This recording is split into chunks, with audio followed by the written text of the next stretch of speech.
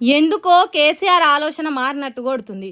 ఇప్పటి నుంచి పోరాటం చేసేటట్టే కొడుతున్నది. ఫామ్ హౌస్లు ఉంటున్నాడు, బయటికి వెళ్తలేడు. ప్రజలు కష్టాలల్లుంటే ప్రతిపక్ష లీడర్ గిట్లనేనా చేసేది అనేటోళ్ళు నోళ్లు మూత పడేటట్టు చేసేటట్టే కొడుతున్నది. ఎందుకంటే పార్టీని కొత్తగా, సరికొత్తగా, కొంగొత్తగా తయారు చేసే కార్యం ముంగటేసుకున్నట్టే కొడుతున్నది. కారును 5వ గేర్ల పరుగులు పెట్టించే పని ముంగటేసినట్టే కొడుతున్నది. కేసీఆర్ సారు ఉన్నోళ్ళది ఉలుకులేదు, పన్నోళ్ళది పలుకులేదు అన్నట్టు ఉన్న పార్టీ కమిటీలను మొత్తం రద్దు చేసి కొత్త కమిటీలు వేయాలని చెప్పిండంటే కొత్త రక్తం ఎక్కించి పార్టీని ఉరకలెత్తియాలనే కదా ఆలోచన చేస్తున్నట్టే ఉంది.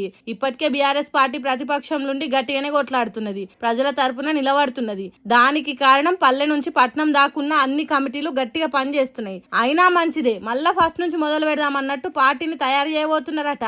ఊరు, మండలం, జిల్లా అనే తేడా లేకుండా అన్ని కమిటీలను రద్దు చేసి కొత్త కమిటీలను ఎన్నుకోవాలి. పార్టీ కోసం పని చేసే సత్తా ఉన్నోళ్ళని తయారు చేయాలని ఆలోచన చేసిండ్రట. ప్రయత్నాలు ఫెయిల్ అయితే రీస్టార్ట్ అనుకున్నట్టు ఆయుధానికి ఆకురాయితోని పదును పెట్టినట్టు కొత్తగా లీడర్లను తయారు చేసే దానికి రాజకీయ శిక్షణ తరగతులు చెప్పిస్తారట. పార్టీ వర్కింగ్ ప్రెసిడెంట్ పదవిలో కేటీఆర్ సారే ఉండి ఇవన్నీ చూసుకుంటాడని చెప్పిండట.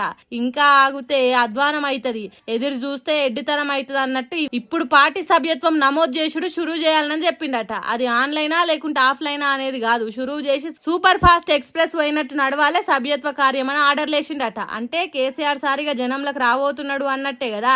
ఎప్పటికప్పుడు పార్టీని పరిశీలించుకుంటా పగ్గాలు పట్టి నడిపియబోతున్నాడు అన్నట్టే కదా. ఇన్ని రోజులు ఒక లెక్క, ఇప్పటి నుంచి ఇంకో లెక్క అన్నట్టు అడుగులు వేయబోతున్నాడు అన్నట్టే కదా. పార్టీని మొత్తం ప్రక్షాళన గావించి పరుగులు పెట్టించే ఉపాయం చేస్తున్నాడు అన్నట్టే కదా. పార్టీ పుట్టినరోజు వేడుకలను ప్రతి సంవత్సరం చేసుకుంటున్నాం, కానీ ఈసారి మాత్రం ఉత్తుత్త ఉండొద్దు అన్నట్టు చెప్పినట్టే ఉన్నదట ముచ్చట.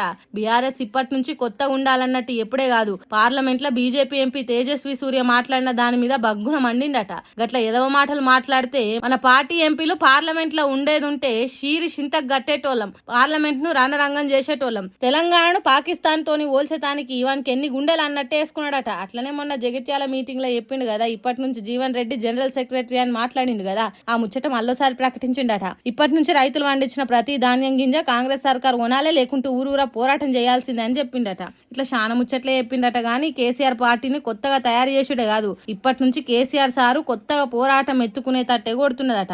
ఎప్పటికీ జనంలుండి సర్కార్ను ఎండగట్టి కాంగ్రెస్ సర్కార్ కథలను ఇప్పి చెప్పే యుగురం చేయబోతున్నట్టే కనిపిస్తున్నదట. మరి మీటింగ్ లో కూర్చున్న పార్టీ లీడర్ అయితే అదే అంటుర్రు. చూడాలి ఇప్పటి నుంచి కేసీఆర్ సార్ పోరాట పంత ఎట్లుంటదో.